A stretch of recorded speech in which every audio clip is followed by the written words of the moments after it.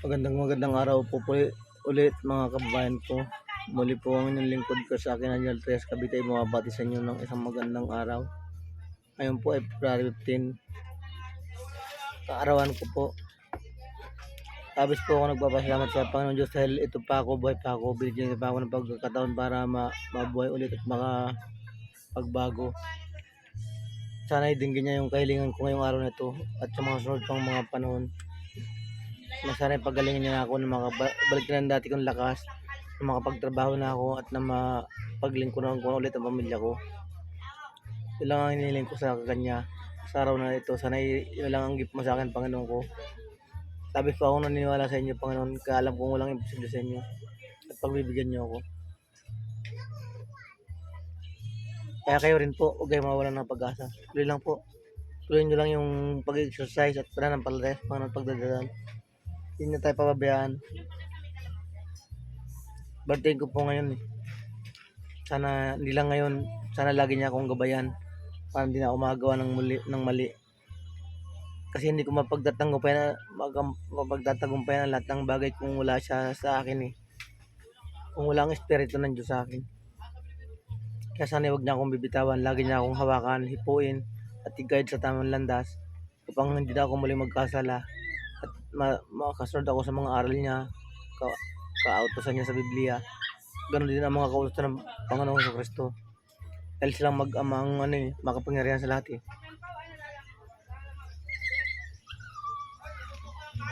Panginoon, dingin niyo na po ako. Labis po ako nagsusumamo sa inyo, Diyos ko. Ibalik niyo na po yung dati kong lakas, pagalingin niyo na po ako na ako ay makapagtrabaho na.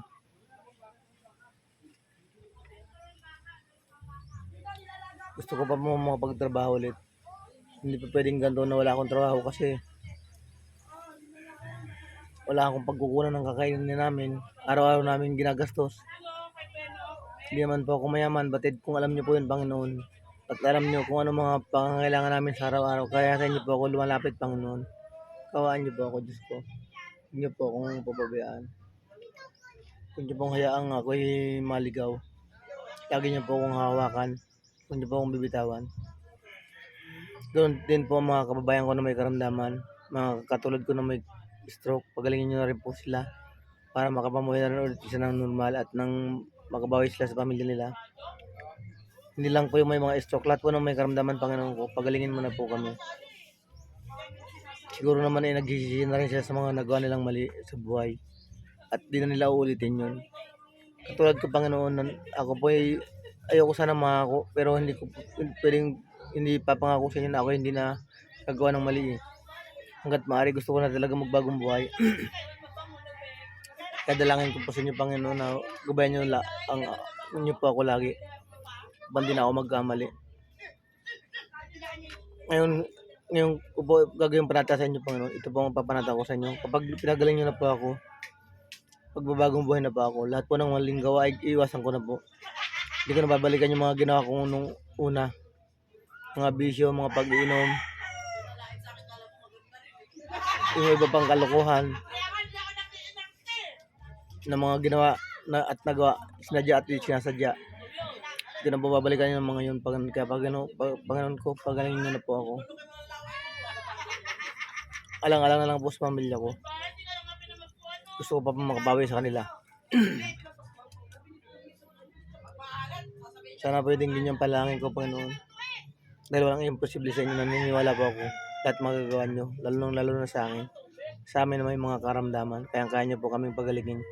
Panginoon Jesucristo, pagalingin nyo na po kami.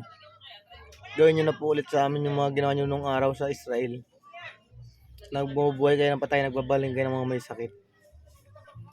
Yan, pandalangin ko sa inyo, Ama, sa pangalan ng Panginoon Jesucristo. Sana ipagbigyan na po ako. At ang mga kababayan ko pong magduro sa kanilang karamdaman. Maraming salamat po. Kung nagustuhan niyo po ang aking video, short video, mangyari paki-like, share, and subscribe naman po para makatulong kayo sa pag-grow nito. Paki-subscribe na rin po ang aking munting channel. Konti na lang po ang kailangan kong subscriber, 14 na lang po para mamonetize na ako ng YouTube.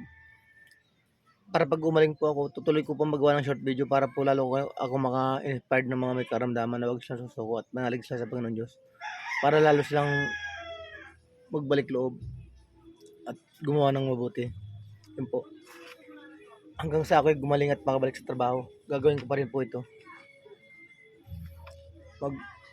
Gagawa pa rin ako ng mga short video para ibahagi sa inyo yung mga nangyari sa buhay ko, kung paano ako pinagaling ng Panginoon Diyos. Gagawin ko po yan para maligtas tayong lahat. Maraming salamat po. Sige po, happy birthday sa akin. Maligayang karawan sa akin. Pagpalain tayong lahat ng Panginoon Diyos, Ama sa langit. Amen. Sana ingatan po tayong lahat. Kayo rin po. God bless sa inyong lahat. Bye.